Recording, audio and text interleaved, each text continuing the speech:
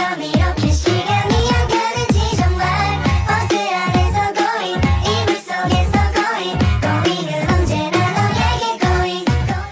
Assalamualaikum warahmatullahi wabarakatuh. Halo semuanya. Jadi di video ini saya akan mempresentasikan mengenai analisis manajemen pembiayaan pada Bank Syariah studi kasus pada PT Bank Syariah Mandiri Tbk. Di mana pada video ini yaitu tugas untuk memenuhi mata kuliah manajemen keuangan syariah.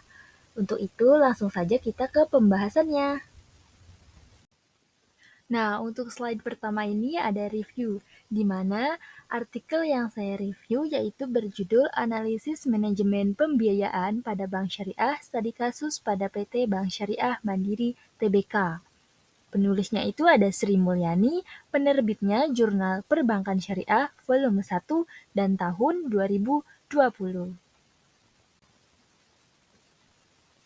Selanjutnya yaitu ada pembahasan yang akan kita bahas. Yang pertama itu ada pendahuluan, metode penelitian, hasil dan pembahasan, kesimpulan, kelebihan, serta kekurangan dari artikel yang kita review. Oke, pembahasan yang pertama ini ada pendahuluan. Nah, Bank Syariah pada dasarnya mempunyai fungsi sebagai lembaga intermediasi, yaitu sebagai perantara keuangan dari masyarakat yang kelebihan dana atau unit surplus kepada masyarakat yang kekurangan dana atau unit defisit. Nah, secara umum, perbankan akan menghadapi beberapa risiko, yaitu risiko kredit atau risiko pembiayaan, likuiditas, pasar, operasional, hukum, reputasi, strategi, dan kepatuhan. Nah, risiko pembiayaan yang dihadapi oleh perbankan syariah merupakan salah satu risiko yang perlu dikelola secara tepat, karena kesalahan dalam pengelolaan risiko pembiayaan dapat berakibat fatal pada peningkatan NPF atau Non-Performance Financing. Bank Syariah Mandiri merupakan bank syariah yang mempunyai berbagai prestasi dan penghargaan. Berikut ini adalah besarnya pembiayaan pada Bank Syariah Mandiri.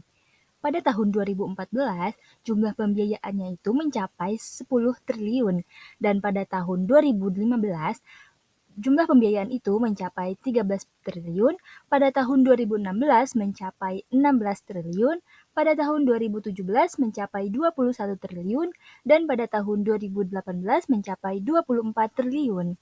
Nah, dari tabel tersebut dapat kita ketahui bahwa kinerja Bank Syariah Mandiri semakin bagus dari tahun ke tahun. Hal tersebut dapat dilihat dari jumlah pembiayaan yang semakin meningkat dari tahun 2014 hingga 2018. Nah, jumlah pembiayaan yang terus meningkat harus diikuti dengan manajemen pembiayaan yang tepat agar kondisi kesehatan bank tetap sehat. Nah, penelitian ini bertujuan untuk mengetahui dan menganalisis manajemen pembiayaan pada PT Bank Syariah Mandiri Tbk. Manajemen pembiayaan merupakan hal yang sangat penting bagi Bank Syariah karena dengan manajemen pembiayaan yang bagus, Bank Syariah akan bisa menjaga kinerja keuangan tetap sehat dan mengurangi risiko pembiayaan macet.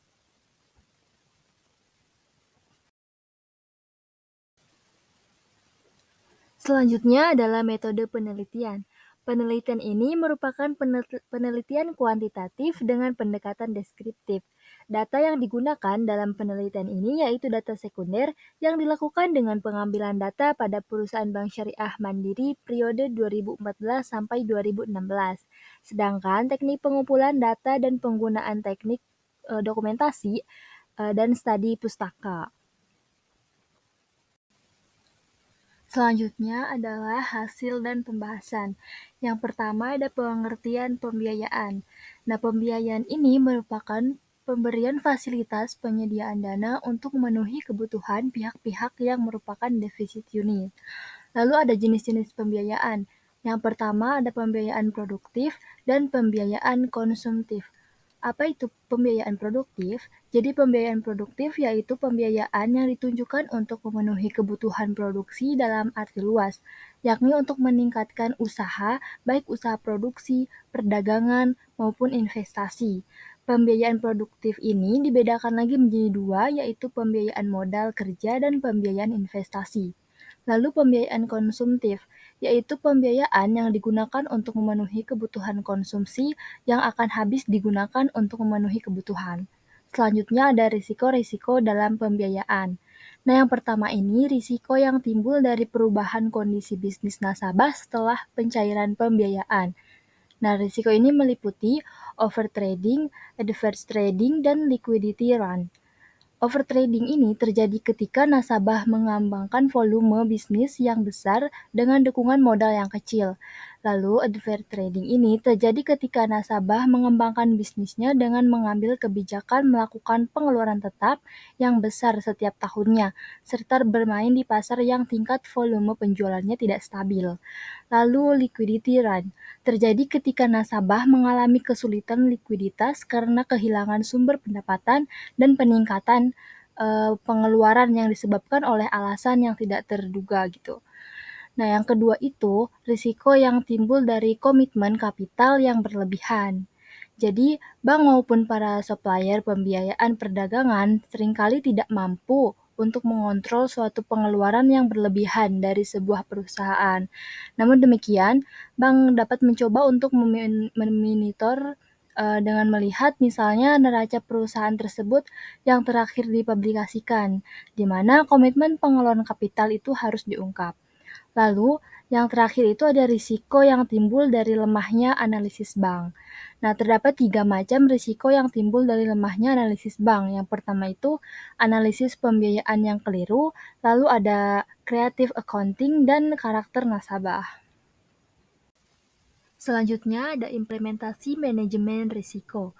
Menurut Zulkifli, proses pembiayaan yang sehat adalah proses pembiayaan yang berimplikasi kepada investasi halal dan serta baik menghasilkan return sebagaimana yang diharapkan atau bahkan lebih. Oleh karena itu, pada dasarnya implementasi manajemen risiko pembiayaan telah dimulai pada awal mula sebelum operasional pembiayaan itu terjadi. Performance pembiayaan pada PT Bank Syariah Mandiri. Nah, yang pertama ini ada Non-Performance Financing atau NPF. NPF ini merupakan rasio yang dipergunakan untuk mengukur kemampuan bank dalam mengcover risiko kegagalan pembiayaan oleh debitur. Nah, rasio non-performance financing atau NPF ini merupakan persentase pembiayaan bermasalah dibagi dengan total pembiayaan. NPF gross adalah jumlah pembiayaan yang diberikan dengan kolektibilitas 3 sampai dengan 5 atau kurang lancar, diragukan atau macet dibandingkan dengan total pembiayaan. Nah, rumus non-performance financing atau NPF gross ini adalah NPF gross sama dengan pembiayaan bermasalah kolektibilitas 3 sampai 5 dibagi dengan pembiayaan dikali 100%. Sedangkan non-performance financing (NPF net) adalah perbandingan antara jumlah pembiayaan yang diberikan dengan kolektibilitas 3 sampai 5 atau kurang lancar, diragukan ataupun macet. Dikurangi penyisihan penghapusan aktiva produktif atau PPAP kolektibilitas 3 sampai 5 dibandingkan dengan total pembiayaan yang telah diberikan. Rumusnya adalah NPF net sama dengan pembiayaan bermasalah kolektibilitas 3 sampai 5 dikurang PPAP dibagi total pembiayaan dikali dengan 100%. Berikut ini adalah NPF net Bank Syariah Mandiri tahun 2014 sampai 2018. Nah, dari tabel di atas dapat kita lihat ya bahwa pada tahun 2014 sampai 2018, Bank Syariah Mandiri ini mempunyai non-performance financing atau NPF net di bawah 5%. Jadi semakin kecil nilai dari NPF net, maka semakin sehat kondisi keuangan perusahaan tersebut. Selanjutnya ada aset produktif bermasalah. Nah, aktiva produktif adalah penanaman dana bank syariah baik dalam rupiah maupun valuta asing dalam bentuk pembiayaan, piutang, kord, surat berharga syariah, penempatan, penyertaan modal, pernyataan modal sementara, komitmen, dan kontingensi pada transaksi rekening administratif serta sertifikat wadiah Bank Syariah Indonesia atau Bank Indonesia. Nah, rasio aktiva produktif bermasalah ini rumusnya itu sama dengan aktiva produktif bermasalah dibagi total aktiva produktif dikali dengan 100%. Nah, berikut ini adalah rasio aktiva produktif bermasalah pada Bank Syariah Mandiri. Nah, dari tabel di atas, dapat kita lihat ya, aset produktif bermasalah pada Bank Syariah Mandiri ini berada di bawah 5%. Itu artinya Bank Syariah itu mempunyai kualitas aktiva produktif sebesar 95%. Nah, besarnya kualitas aktiva produktif setelah diatur oleh Bank Indonesia dalam PBI nomor 7 garis miring 2 garis miring PBI tahun 2005 tentang penilaian kualitas bank umum. Oke, selanjutnya ada Financing to Deposit Ratio atau FDR. Nah, FDR ini merupakan persentase perbandingan jumlah pembiayaan yang diberikan dibagi dengan total dana pihak ketiga atau DPK. Nah, rumusnya ini adalah FDR sama dengan jumlah pembiayaan dibagi dengan total dana pihak ketiga dikali dengan 100%. Nah, FDR maksimal yang diperkenankan oleh Bank Indonesia sebesar 110%. Nah, berikut ini adalah Financing to Deposit Ratio atau FDR pada Bank Syariah Mandiri. Nah, dapat kita lihat dari tabel tersebut, FDR yang terlalu kecil menunjukkan bahwa bank syariah itu terlalu besar dalam menyalurkan pembiayaan dari dana pihak ketiga atau DPK, dan dikhawatirkan bisa terjadi krisis likuiditas pada bank tersebut. Oleh karena itu, bank syariah itu harus tetap menjaga agar tingkat likuiditas itu tetap dalam kondisi stabil. Nah, nilai financing to deposit ratio atau FDR yang ideal itu adalah 75% kurang dari FDR kurang sama dengan 85%. Nah, dari tabel tersebut menunjukkan bahwa Bank Mandiri Syariah itu mempunyai rata-rata FDR sebesar 85,41%, yang menunjukkan bahwa Bank Syariah Mandiri mempunyai atau mampu mengatasi kesulitan likuiditas. Baik, selanjutnya kita masuk ke manajemen pembiayaan pada bank syariah. Nah, manajemen pembiayaan yang dilakukan pada bank syariah terikat erat dengan manajemen risiko sebagai upaya dalam mitigasi risiko pembiayaan. Nah, tahapan-tahapan dalam melakukan manajemen risiko pembiayaan diantaranya adalah identifikasi dan pemetaan risiko, lalu kuantifikasi atau menilai peringkat risiko, menegaskan profil risiko dan rencana manajemen risiko, lalu mengendalikan risiko, solusi dan implementasi tindakan terhadap risiko, yang terakhir itu pemantauan dan kaji ulang manajemen risiko. Nah, sedangkan manajemen pembiayaan yang dilakukan oleh bank syariah dilakukan berdasarkan prinsip kehati-hatian yang terdapat di dalam analisis pembiayaan yang meliputi analisis 5C dan analisis 7A.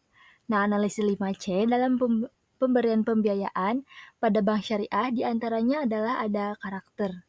Nah, karakter ini yaitu sifat atau watak dari seseorang. Nah, dalam hal ini dari calon nasabah gitu ya. Nah, untuk mengetahui baik buruknya karakter nasabah, maka bank syariah itu dapat melakukan hal-hal sebagai berikut. Nah, yang pertama itu ada verifikasi data. Nah, verifikasi data ini dilakukan dengan cara mempelajari riwayat hidup nasabah tersebut, lalu melakukan wawancara dengan nasabah. Nah, kita harus mengetahui apakah dalam interview terdapat kesalahan yang prinsip. Lalu ada trade checking. Nah, trade checking ini melakukan pengecekan melalui rekan bisnis seperti pesaing, pemasok, dan konsumen nasabah berkaitan dengan sifat, karakter, dan pola pembayaran nasabah tersebut. Lalu ada BI checking. Nah, ini tuh digunakan untuk mengetahui riwayat pembiayaan yang telah diterima oleh nasabah beserta status nasabah yang ditetapkan oleh BI.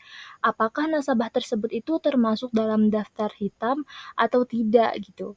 Lalu ada bank checking. Nah, dalam hal ini dilakukan secara personal ya, antara sesama officer bank gitu, baik dari bank yang sama maupun dari bank yang berbeda.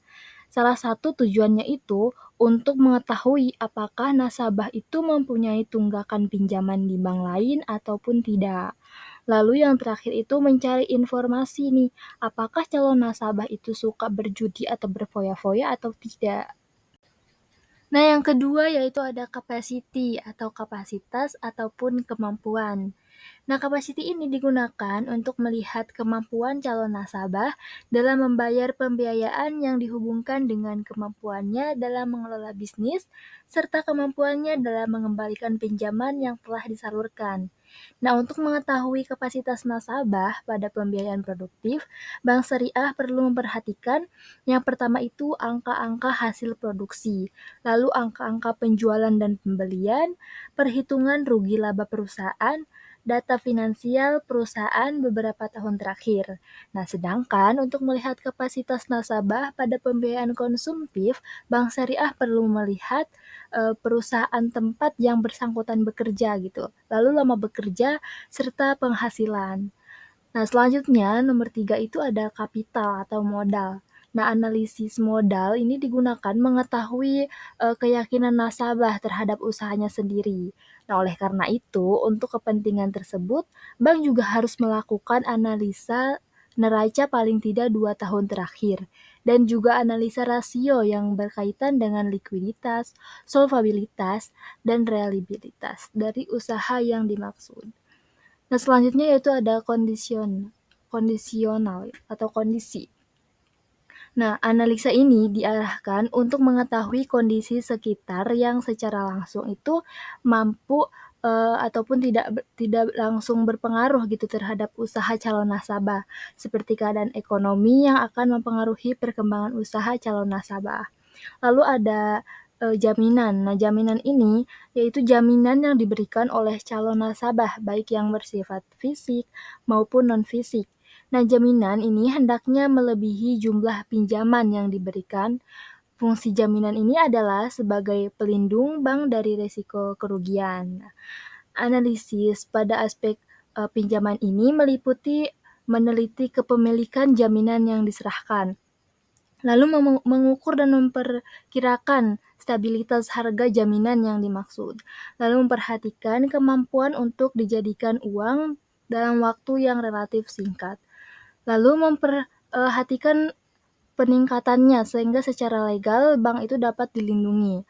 Lalu ada rasio jaminan terhadap jumlah pembiayaan dan marketabilitas jaminan.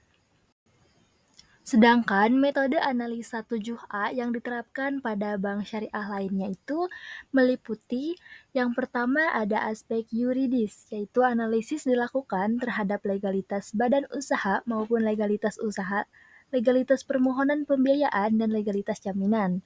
Lalu ada aspek manajemen. Nah, analisa ini dilakukan terhadap susunan struktur usaha nasabah, gaya kepemimpinan, budaya kerja, profesionalisme pengurus dalam menjalankan usahanya. Lalu ada aspek teknik atau teknologi. Nah, analisa ini dilakukan dengan mempertimbangkan lokasi usaha, upah tenaga kerja, bahan baku, kebutuhan penunjang, biaya pengangkutan, kapasitas perusahaan, dan mesin-mesin.